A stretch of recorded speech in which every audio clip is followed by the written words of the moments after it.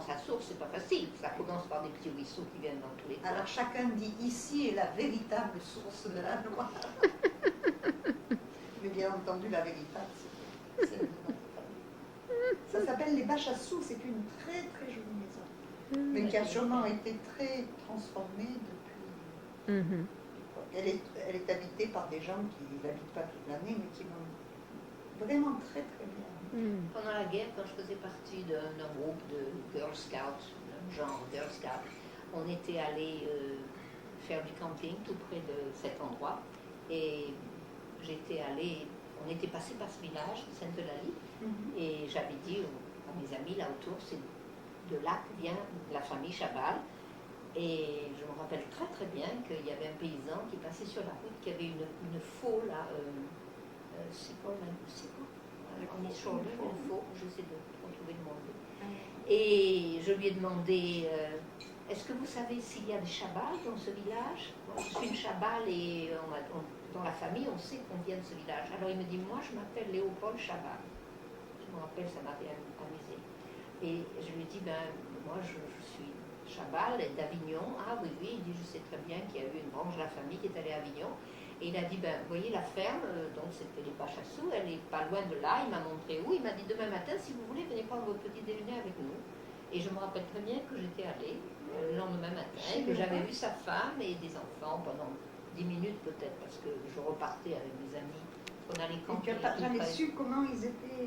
Non, mais non. Il m'a dit que quand même, il se rappelait que grand-père, le père de papa, quand il faisait des recherches généalogiques, il avait contacté, parce qu'il m'a dit, je crois qu'il m'a dit qu'il était aussi employé de mairie, donc il avait mais c'était celui-là qui était... Parce que l'employé de mairie, son frère, s'appelait Chabal et ça avait beaucoup aidé.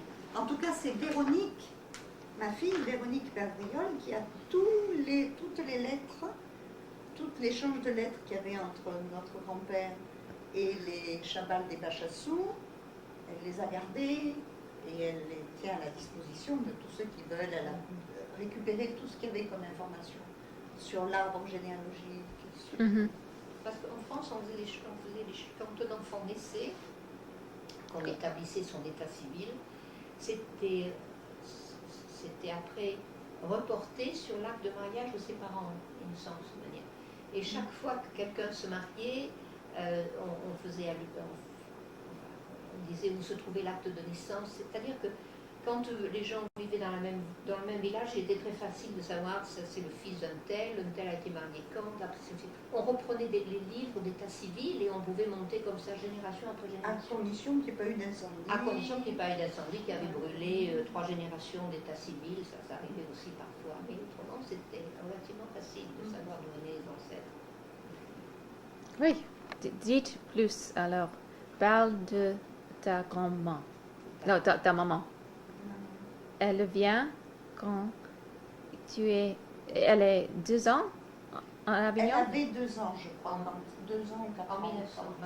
Oui, quand ils sont venus à Avignon. Oui, Ils ont quitté les Vence. Les Vence, c'était un petit village où ils avaient une auberge. Non, c'est les parents de sa mère qui avaient une auberge. Le grand-père, il était horloger. Il était horloger, c'est ça. Et dans cette auberge, qui est toujours une auberge d'ailleurs, il y a une pendule signée Hébrard, Charles Hébrard. Et Maïté aimerait beaucoup qu'on la leur rachète, mais on n'a pas réussi encore à aller dans cette auberge. Donc là, nous parlons du père de maman, qui sont venus s'installer à Avignon en 1900, en 1902.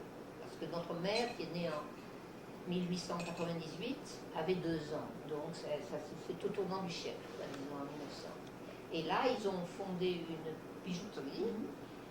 Ils habitaient Bijoux. Bijouterie. Oui, jewelry. Right, okay. Et horlogerie. Voilà, et horlogerie. Et l'horlogerie. Horlogerie, ça veut dire qu'il fabriquait et qu'il réparait des montres. Oh, ok. Et des horloges, Et des horloges. réveils. Horloge. Alors c'était What's ça, a- c'était sorry, intéressant. qu'est-ce que c'est? Horloge is a big clock. A clock, okay. Okay, pendule is a small clock. And the montre is a watch. Et donc, notre grand-père, il était allé à l'école pour apprendre à réparer tout le mécanisme des montres. Mais ce qui est intéressant, c'est que cette famille, mon grand-père et ma grand-mère, ils avaient 10 enfants. Hébrard. Notre mère était l'avant-dernière. Et tante Claire, que vous avez connue, c'était la dernière, qui est morte il y a quelques années. Et le magasin ne fermait jamais. Il était ouvert de bonne heure le matin, on ne fermait jamais pour manger, et on fermait, et le soir, ça restait ouvert très tard. Il ne fallait surtout pas risquer de rater un client. Donc, mon grand-père et ma grand-mère, ils avaient 10 enfants. Ma grand-mère, elle servait au magasin. Mon grand-père, il était dans son petit atelier à réparer les montres qu'on lui apportait. Et donc, ma mère a été élevée par sa sœur Marguerite, qui avait 15 ans de plus qu'elle. Elle avait tant de Bon, je dis ça, peut-être pas, enfin peut-être 12 ans de plus qu'elle. Et les repas, ça se passait, bon, il y avait une fille qui faisait la cuisine, ma grand-mère, elle allait servir les clients, elle retournait, elle faisait un peu la cuisine, on servait les clients.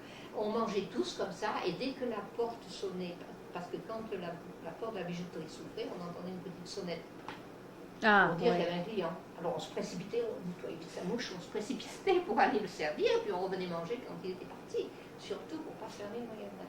Wow. Et ma mère a toujours pensé qu'elle avait été plus ou moins élevée par sa tante, par sa sœur Marguerite, qui était notre tante Marguerite, qui après la mort de maman s'est beaucoup occupée de Françoise, qui était une petite fille. Et il se trouve qu'elle n'a jamais eu d'enfant, cette Marguerite, et qu'elle a épousé un horloger aussi. Alors quand mes grands-parents ont finalement pris leur retraite, ils ont décidé qu'ils laisseraient le magasin.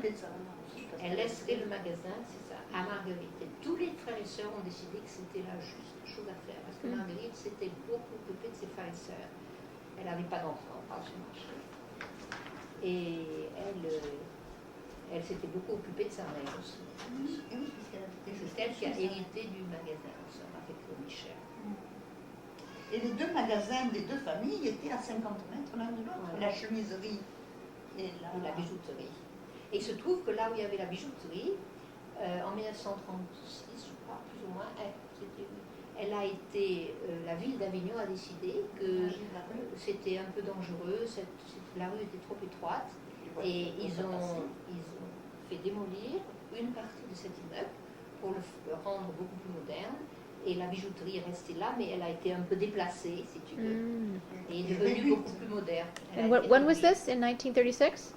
Il me semble plus ou moins, oui, il me semble que c'était à peu près à cette époque. Tu ne te rappelles pas, toi? Moi, je me rappelle bien de l'ancienne bijouterie, de la nouvelle, enfin bien, comme on se rappelle de ce genre de choses. Mais Véronique a une photo de l'ancienne bijouterie avec notre mère qui a 4 ans, debout devant son père.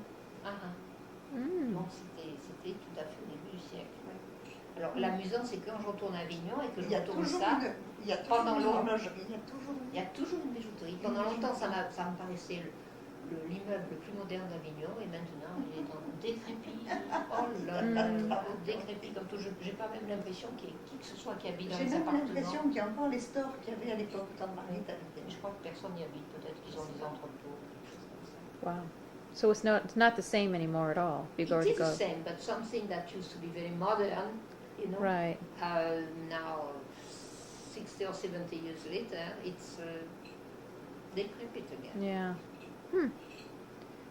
Wow. So that's your mother and your father. I had no idea. I thought you had been in Avignon for a long, long, long time. Non, really non. Elle n'a pas idée de quoi.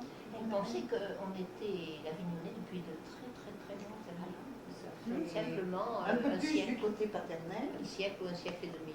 So do you imagine that your grandfather and your grandmother's families were from that small village for a long time? Yeah. Were probably farmers there, generation after generation. Pas du côté maternel, ils étaient aubergistes. Ils étaient aubergistes, they were in. Et puis après boulanger. Ah. Bakers, on the side of our mother. Ah. Véronique, elle sait des tas de choses parce qu'elle a fait beaucoup de recherches. Cette histoire du côté de notre mère est racontée très en détail par des cousins germains à nous qui ont fait tout un travail sur la généalogie. J'ai un livre là. Il y a un livre. Bon. Tu l'as vu ce livre? Je l'ai montré. Peut-être c'est en français. Elle est en français. Oui, mais c'est quand même intéressant qu'elle... Ça commence, le livre là commence en 1725, 1720, sous Louis XIV. Tu vois, c'est écrit. Il y a 7 ou 8 générations. Tu vois ce livre qui a été publié il y a quelques années. Explique-le en anglais, ça. Voilà, that should be